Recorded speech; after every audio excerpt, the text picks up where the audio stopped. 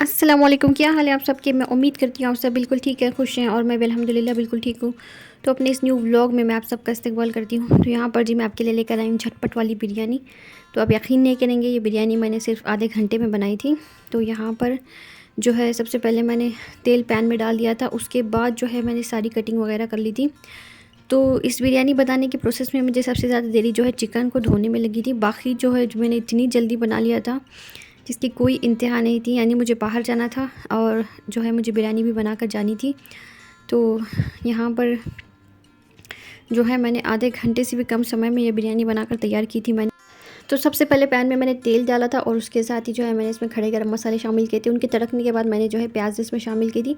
तो जब तक खड़े गरम मसाले तड़क रहे थे तेल में जो है मैंने जो है प्याज कट कर ली थी।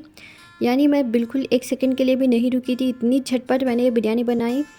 और जब तक ये प्याज़ें ब्राउन हो रही थी उतनी देर में मैंने चिकन धो लिया था और साथ ही मैंने उसको मैरिनेट भी कर दिया था। और मैंने उसको रखा नहीं था बिल्कुल भी, यानी आधा घंटा 1 घंटे के लिए, क्योंकि आज मुझे जल्दी बनानी थी। ज़्यादातर मैंने लोगों को देखा है जब वो एक काम करते हैं तो वहीं पर खड़े रह जाते हैं और उसी में चम्मच चलाते रहते हैं चलाते रहते हैं, यानी दूसरा दुनिया में कुछ काम ही नहीं रहेगा, बस यही एक काम है कि प्याज में चम्मच चलाते रहें हम लोग। तो ऐसा नहीं करना चाहिए। अगर हम इस तरह से करेंगे तो घंटों हमारे किचन में ही लग जाएंगे। यानी जब हम एक काम कर रहे हैं उसके साथ ही हम 2-3 काम भी कर सकते हैं। ऐसा नहीं कि आप वहीं खड़े रह जाएं और बाकी के काम वैसे ही पड़े रह जाएं। तो मैं तो ऐसा नहीं करती हूँ। जब मैंने प्याज जो है तेल में डाली थी उतनी देर में मैंने चिकन भी धो लिया था और उसको मैरिनेट भी कर लिया था। और ये प्याज जो है हाई फ्लेम पे ब्राउन हो रही थी, साथ ही मैं इसमें चम्मच भी चलाते चल रही थी। बिल्कुल भी मैंने प्याज को जलाया नहीं है, ना ही ये कहीं से ब्राउन और कहीं से वाइट रह गई थी। बस मैंने इसको हल्का सा गोल्डन ब्राउन किया था, ज़्यादा मैंने इसको कड़क वाली गोल्डन ब्राउन प्याज नहीं बनाई थी। तो यहाँ पर मैंने इसमें चिकन भी शामिल कर दिया और उसको थोड़ा सा पका लिया था। फिर मैंने इसमें जो है टमाटर भी शामिल कर दिए और उतनी देर में साथ में मैंने यहाँ पर ये पानी भी उबलने के लिए रख दिया था, ताकि मुझे जो है जल्दी जल्दी चावलों को भी मैं जो है उबाल लूँ साथ ही साथ, क्योंकि चिकन को गलने में वैसे भी बहुत देर लगती तो है नहीं।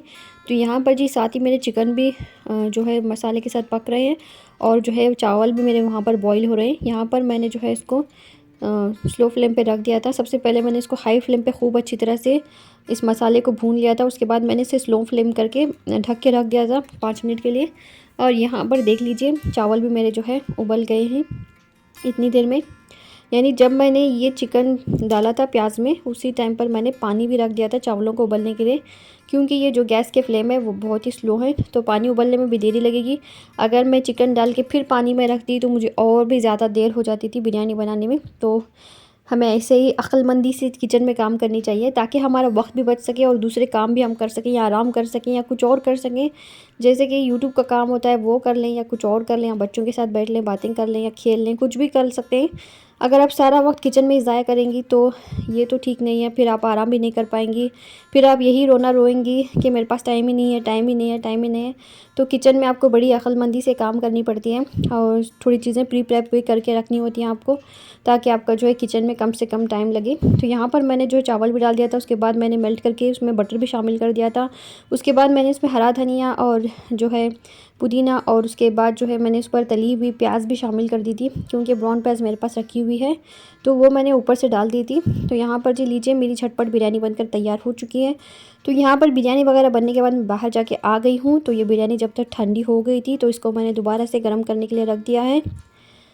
और क्योंकि बच्चों को तो वैसे भी गर्म और ठंडे का कुछ फ़र्क मालूम नहीं होता है तो उतनी भी ठंडी नहीं हुई थी, फिर भी हमें खाने के लिए हमने इसको जो है नीचे से स्टोव लगा दिया था और बच्चों को मैं निकाल कर दे रही हूँ। तो आज की मेरी झटपट बिरयानी वाली रेसिपी आपको कैसी लगी ज़रूर बताइएगा। अपनी दुआओं में याद रखिए, लाइक शेयर और सब्सक्राइब भी ज़रूर कीजिए। और अगर कोई गलती हुई तो उसे नज़रअंदाज कर दीजिए। अल्लाह आपको सेहत और तंदुरुस्ती दे, हर बला आफत और मुसीबतों से बचाए। आमीन सुम आमीन। अस्सलामु अलैकुम।